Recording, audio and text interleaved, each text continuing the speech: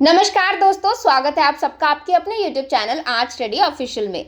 आज हम बात करने वाले हैं उस पार्टी की जो अक्सर हेडलाइंस में रहती है, कभी अपने तेज भाषणों की वजह से तो कभी अपनी रणनीति की वजह से। हाँ दोस्तों, मैं बात कर रही हूँ AIMIM की।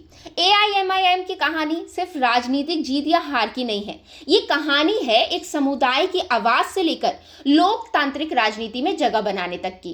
तो चलिए शुरू करते हैं और जानते हैं कि कैसे एक छोटा सा संगठन हैदराबाद की गलियों से निकलकर राष्ट्रीय राजनीति तक पहुंचा। तो दोस्तों, AIMIM की कहानी बहुत पुरानी है। सबसे पहले ये नाम सुना गया था 1927 में, जब हैदराबाद रियासत में मजलिसे इत्तेहादुल मुस्लिम के नाम से एक संगठन बना। उस समय हैदराबाद पर निजाम का शासन था। ये संगठन शुरू में निजाम का सपोर्टर माना जाता था, लेकिन इसका असली मकसद था मुस्लिम समुदाय के अधिकारों की रक्षा और उनकी राजनीतिक भागीदारी को मजबूत करना। लेकिन दोस्तों, जैसे ही भारत में बदलाव आया, 1948 में ऑपरेशन पोलो हुआ और हैदराबाद भारत में मिला। उस समय इस संगठन पर बैन लगा दिया गया था, लेकिन कहानी यही खत्म नहीं हुई थी। 1957 में इस संगठन की नई शुरुआत हुई। 1957 में मजलिसे इत्तेहादुल मुस्लिम को फिर से संगठित किया गया और इसका नाम रखा गया ऑल इंडिया मजलिसे इत्तेहादुल मुस्लिम, यानी कि AIMIM। अब AIMIM ने भारत के संविधान को मान्यता दी और लोकतांत्रिक राजनीति में कदम रखा।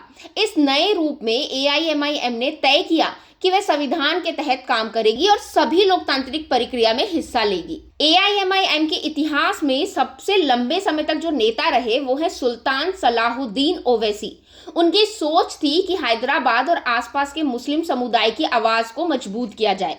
उनके नेतृत्व में AIMIM हैदराबाद तक सीमित रही, लेकिन उसकी पकड़ बहुत मजबूत थी। यही फाउंडेशन भारत में असदुद्दीन ओवैसी के लिए नेशनल एक्सपेंशन की शुरुआत बन गया। अब 2008 के बाद AIMIM की कमान संभाली असदुद्दीन ओवैसी ने। असदुद्दीन ओवैसी ने पार्टी को सिर्फ हैदराबाद तक सीमित नहीं रखा, बल्कि इसे धीरे धीरे राष्ट्रीय राजनीति की दिशा में ले जाने की कोशिश की।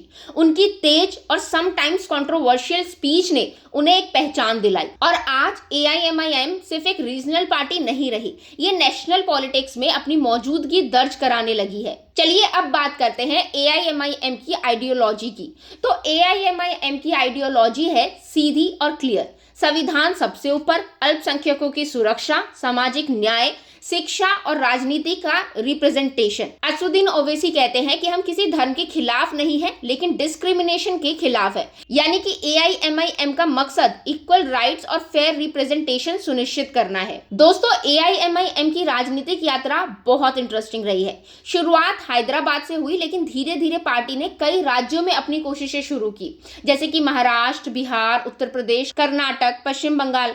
2020 के बिहार विधानसभा चुनाव में AIMIM ने अपनी ताकत दिखाई और 5 सीटें जीतकर सबका ध्यान अपनी ओर खींचा। लेकिन दोस्तों, असली स्ट्रॉन्ग होल्ड हमेशा हैदराबाद का ओल्ड सिटी ही रहा है इस पार्टी का। यहाँ AIMIM का प्रभाव बहुत ही गहरा है, विधानसभा, लोकसभा और नगर निगम सभी में। चलिए अब बात करते हैं इस पार्टी के आलोचना और विवादों की। तो जैसा कि हर पार्टी के साथ होता है, वैसे ही AIMIM पर भी बहुत आरोप लगते रहे हैं, जैसे कि धर्म आधारित राजनीति करने का, वोट कटने की राजनीति करने का और साथ ही पोलराइजेशन बढ़ाने का। लेकिन पार्टी इन आरोपों को हमेशा खारिज करती रही है और कहती है कि उनका मकसद समान अधिकार और सामाजिक न्याय है। अगर बात करें प्रेजेंट की, तो आज AIMIM के नेता हैं असदुद्दीन ओवैसी और उनका फोकस है हैदराबाद और नॉर्थ इंडिया में अपनी पहचान बनाना। पार्टी का स्टेटस अभी रिकॉग्नाइज्ड स्टेट पार्टी है, स्ट्रॉन्ग होल्ड हैदराबाद में है, MPs लोकसभा में मौजूद हैं। तो